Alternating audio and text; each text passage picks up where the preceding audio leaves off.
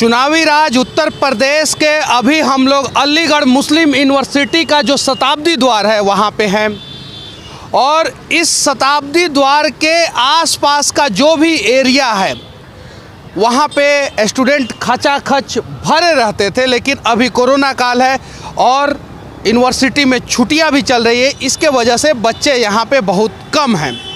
लेकिन फिर भी कुछ लोगों से हम जानने का प्रयास करेंगे यूनिवर्सिटी के बारे में। उसके पहले हम बता देना चाहते हैं कि सुनने में ऐसा आया है कि अलीगढ़ का भी नाम अब बदला जा रहा है, जैसे कि इलाहाबाद का नाम बदल के प्रयागराज कर दिया गया और मुगल सराय स्टेशन का नाम बदल के पंडित दीनदयाल उपाध्याय कर दिया गया। तो इस चीज़ों के बारे में यहाँ के लोगों से जानेंगे। सबसे पहले सच तक न्यूज़ में आपका स्वागत है। आदाब। अच्छा, ये बताइए कि आप अलीगढ़ मुस्लिम यूनिवर्सिटी में पढ़े हैं कि नहीं पढ़े हैं? मैं वहाँ का स्टूडेंट रहा हूँ। 2017 में मैंने मास्टर किया है यहाँ से और मैंने यहाँ से 2017 में मास्टर कर लिया है। रोजगार मिला कि नहीं मिला? रोजगार के नाम पे कुछ नहीं है। आवाम को बस छल से को कपट से दिखाया जा रहा है, कोई काम किया नहीं जा रहा। अच्छा, रोजगार नहीं मिला। अच्छा, ये बताइए कि इस जगह का नाम बदल के अब हरिगढ़ होने वाला है, ऐसा अलीगढ़ नगर निगम ने एक लेटर जारी कर दिया, सरकार के पास चला गया है। अगर इस जगह का नाम बदल के हरिगढ़ कर दिया जाएगा तो अलीगढ़ मुस्लिम यूनिवर्सिटी का नाम क्या होगा? बेशक ये इनका करना यही है कि यूनिवर्सिटी अलीगढ़ के नाम पे जो नाम चेंज किया जा रहा है, तो वो नाम चेंज इसलिए किया जा रहा है और नाम बदलने से कुछ नहीं होगा साहब। अलीगढ़ यूनिवर्सिटी पहले भी अलीगढ़ यूनिवर्सिटी थी, आज भी अलीगढ़ यूनिवर्सिटी है, आगे भी अलीगढ़ यूनिवर्सिटी ही रहेगी। आप उसको हरिगढ़ से चेंज करके डिवाइड नहीं कर सकते। और हमारा जो मतलब यहाँ से तालीम याफ्ता हैं वो अलीगढ़ को अलीगढ़ के नाम से ही जानते हैं। आप नाम चेंज करना है, आप नाम चेंज करिए उन जगहों के जिनके नाम लेने में लोगों को शर्म आती है और नाम बदलने से कि कौन कौन से जगहों के नाम लेने में शर्म आता है?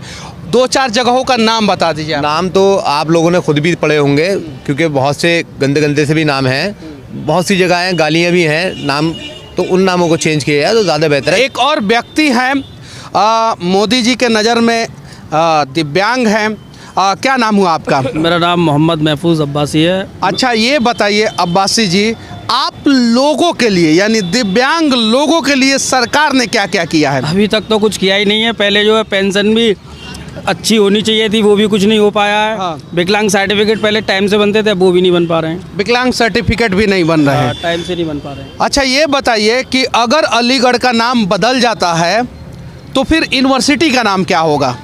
अलीगढ़ का नाम अलीगढ़ ही रहने दो। और दूसरी चीज़, नाम बदलने से ज़्यादा इस पर अगर विकास पर फोकस किया जाए तो वो कि आप एक शिक्षित व्यक्ति हैं, पढ़े लिखे व्यक्ति हैं, अलीगढ़ के लिए क्या क्या होना चाहिए?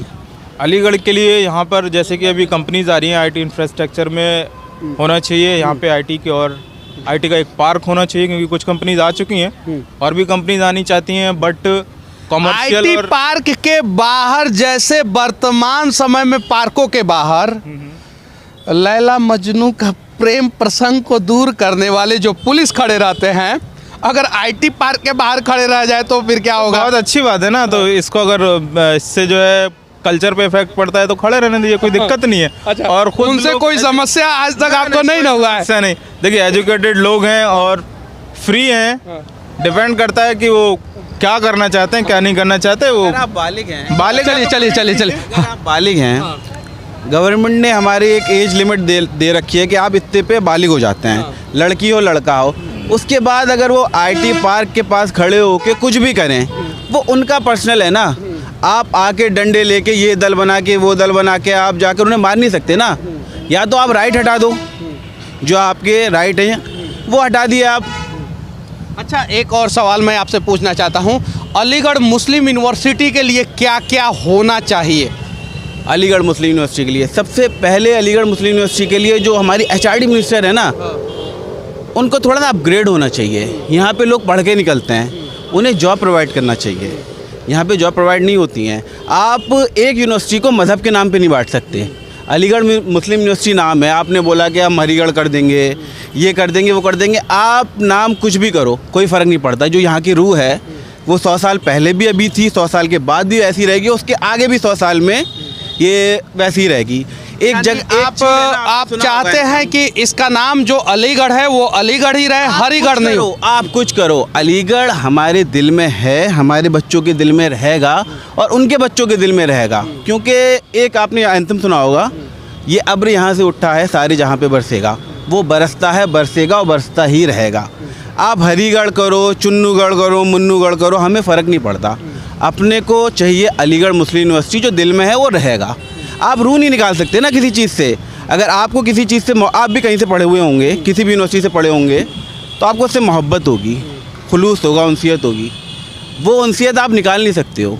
हमारे लिए अलीगढ़ मुस्लिम यूनिवर्सिटी एक जज्बा है, एक एहसास है। ये यूनिवर्सिटी नहीं है, ये आप देख रहे हो, ये इंफ्रास्ट्रक्चर नहीं है हमारे पास, ये हमारा एहसास है। अगर आप इसे तोड़ोगे ना तो हमारा दिल टूटेगा। आप कहते हो ना कि यहाँ पे देश विरोधी नारे लगते हैं, लोगों को, आप बच्चों को यहाँ पे आके मारते हैं। मैं इस सवाल पे अभी आने ही वाला था, तब तक आपने जवाब देना शुरू किया। अच्छा, ये बताइए कि अक्सर इस यूनिवर्सिटी पे ये आरोप लगाया जाता है, कुछ वीडियोज वायरल होते हैं, कुछ ऑडियोज वायरल होते हैं, आखिर क्यों ऐसा आरोप जो है सिर्फ अलीगढ़ मुस्लिम यूनिवर्सिटी पे ही लगाया जाता है या JNU पे लगाया जाता है? ये दो ही यूनिवर्सिटी पे अक्सर ये आरोप लगता है, और इन आरोपों की सच्चाई क्या है? पहले JNU से लेते हैं। JNU बहुत बड़ा इदारा है, अलीगढ़ भी बहुत बड़ा इदारा है। आप JNU में जाके कहते हैं कि अभी जो थोड़ा बहुत क्या नाम है नारे लगाए थे कि टुकड़े होंगे और ये वो दुनिया भर की बातें, आज 6-7 साल हो गए, आप उसे प्रूफ नहीं कर पाए। कन्हैया है, वो लड़ भी चुका है, ठीक है, आप उसे प्रूफ नहीं कर पाए कि उसने लगाए थे नहीं लगाए थे।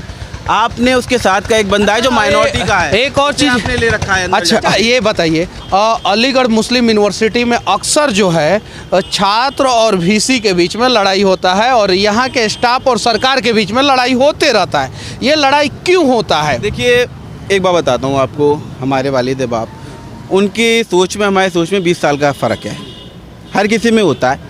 तो VC एज अ सच हमारे लिए फादर फिगर हैं। हमारे उनसे थोड़े बहुत इख्तलाफात होते रहते हैं, वो हमारे घर का मसला है। आप कौन होते हो, क्या नाम है, आप हमारे घर पे हस्तक्षेप करने वाले? हमारे घर का मसला है, हम अपने घर पे क्या नाम है सुलझा लेंगे। आप आते हो बाहर से बोलते हो कि अलीगढ़ में नारा लग गए, जिन्ना का फ़ोटो लगा लिया, ये कर लिया, वो कर लिया। आप पढ़ो पहले। यहाँ पे बच्चे आते हैं पढ़ने, यहाँ बदमाशी गुंडा है, कट्टा चलाने नहीं आते हैं। आप बोलते हो क्या नाम है जिन्ना का फ़ोटो लगा लिया, ये लगा लिया, वो लगा लिया। आप पहले जिन्ना के बारे में पढ़ो जाकर, आप भी उसे ये बताइए, नहीं, सुनिए। अच्छा, ये बताइए, जिन्ना का फोटो लगाना क्या सही है या गलत है? हमारे नज़र में ये गलत है, और हम कहीं भी खड़े रहेंगे तो इसे गलत कहेंगे, क्योंकि जिन्ना के वजह से देश 2 भागों में बटा था। तो क्या आपके नज़र में ये सही है? गलत है। गलत है। तो फिर जिन्ना का फोटो क्यों लगाया जाता है? जिन्ना का फ़ोटो क्यों लगाया जाता है?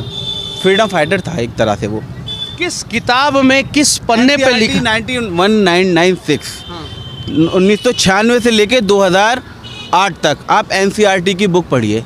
बच्चों को जो दिखाते नहीं है फ्रीडम फाइटर ऑफ इंडिया, उसके पैम्पलेट आते हैं, उसमें जिन्ना की फ़ोटो थी, एंड देन उसके बाद हटा ली गई। ठीक है, हम उस एरा से पढ़े हुए हैं, समझ रहे हैं ना। मैं 2006 12th है, यहाँ से मैंने पढ़ा, सब कुछ करा। 12 के बाद मैं फारिग हो गया, उसके बाद जॉब करने लगा। ठीक है, उससे पहले तक लोगों को ये पता था। फिर आप आते हो, बुक चेंज कर देते हो। आज तो आप ये भी बोलते हो ना, अकबर हार गया था पानीपत में, कहाँ हारा था? आप चेंज कर सकते हो, आपके पास पावर है, आप जाके चेंज कर दो, कोई फ़र्क नहीं पड़ता। हम जो पढ़े हैं वो अच्छा पढ़े हैं, और जो बच्चे हमारे पढ़ रहे हैं वो अच्छा पढ़ेंगे। यहाँ से IAS IPS और बहुत ही नौकरशाही निकलते हैं, बहुत लोग निकलते हैं नौकरशाही हैं, ठीक है, उन्हें कोई फ़र्क नहीं पड़ रहा। ये सच्चाई ये है कि जिन्ना का समर्थन हम किसी भी मंच पे खड़े होके नहीं कर सकते हैं, और जिन्ना हमारे देश के नहीं थे।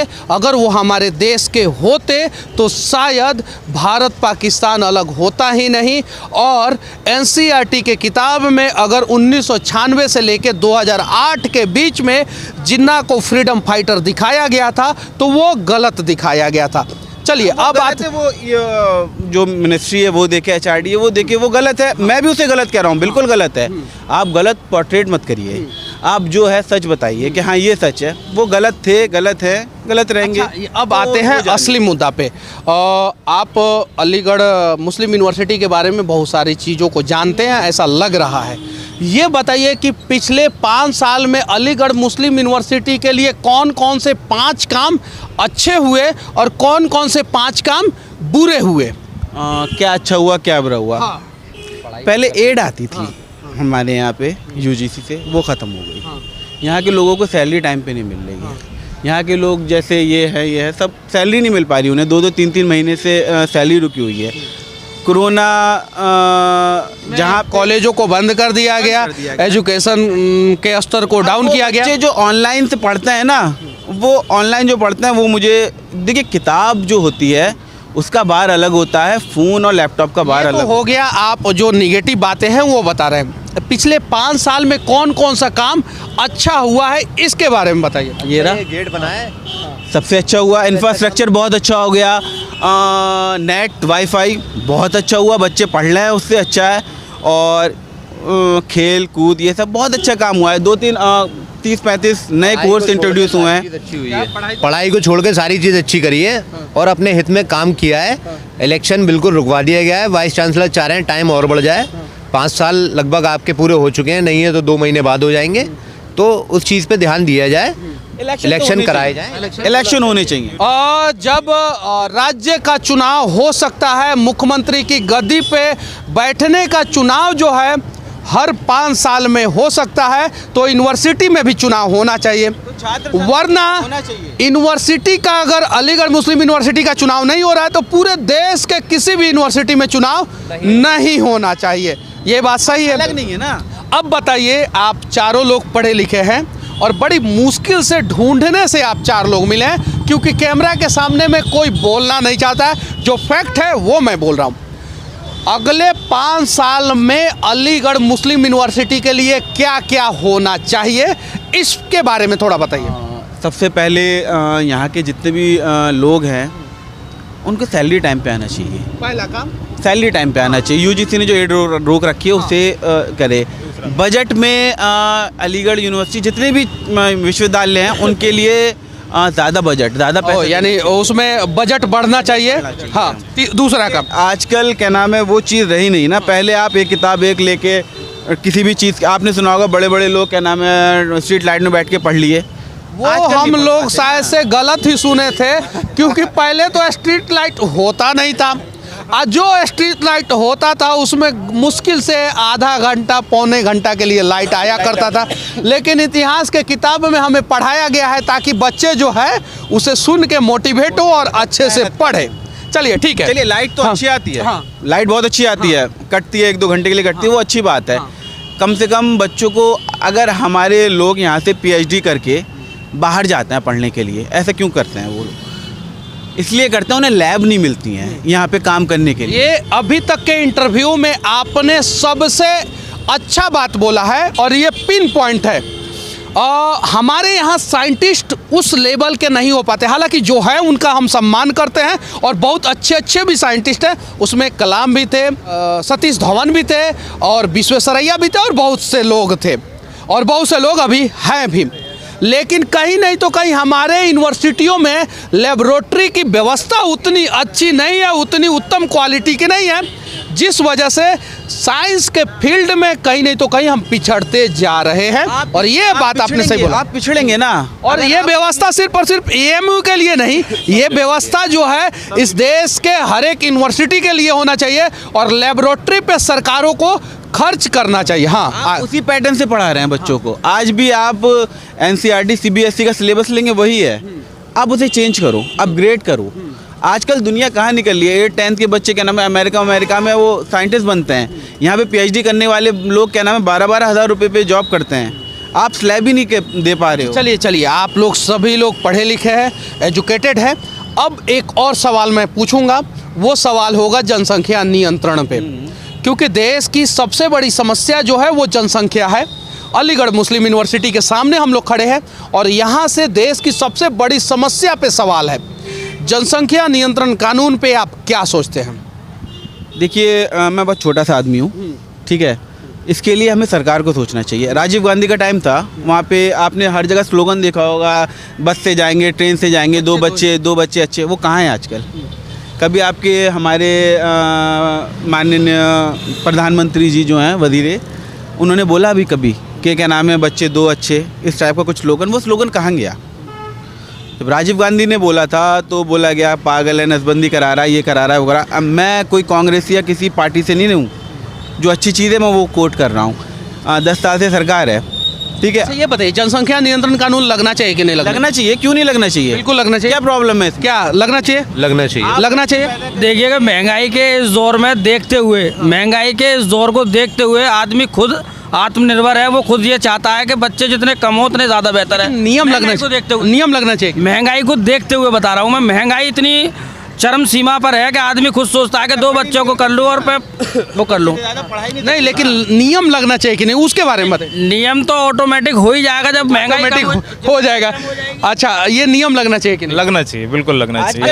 अच्छा, एक चीज़ है, आप लोग बता दीजिए, एजुकेशन को रिफॉर्म करने के लिए, यूनिवर्सिटी लेवल के एजुकेशन को रिफॉर्म करने के लिए ऐसा क्या काम होना चाहिए जिससे देश के एजुकेशन लेवल में एक मतलब क्रांतिकारी बदलाव आ जाए? बूस्ट आए। सिलेबस चेंज करिए, सिलेबस चेंज करें, और सिलेबस चेंज होना चाहिए। उसके अलावा जो है प्रैक्टिकल व्यवस्थाएं सही से होनी चाहिए।